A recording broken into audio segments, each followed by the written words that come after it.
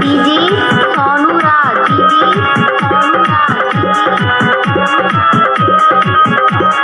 टूटत दहिया बधत कलाई, ले आवा देवरू दर्द के दवाई। सुना तारा हो।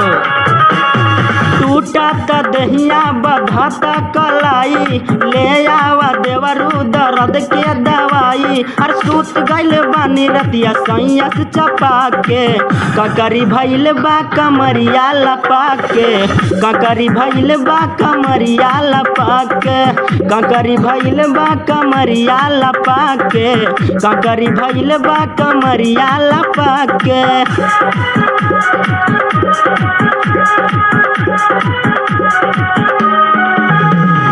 डीजे सोनू राज,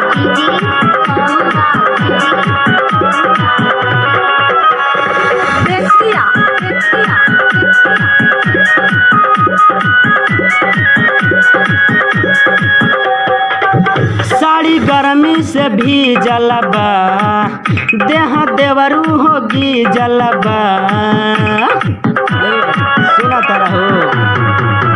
साड़ी गर्मी से भी जलबा, देह देवरू होगी जलबा। अरे काट ले बड़े गलिया दूनो हपा के, ककरी भइल बा कमरिया लपा के, ककरी भइल बा कमरिया लपा के, ककरी भइल बा कमरिया लपा के, ककरी भइल बा कमरिया लपा के। डीजे सोनू राज,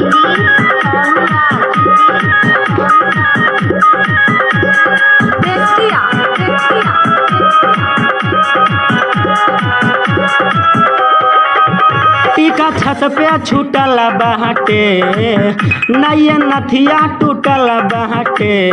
सुना तारा। टीका छत पे छूटल बाटे, नैया नथिया टूटल बाटे।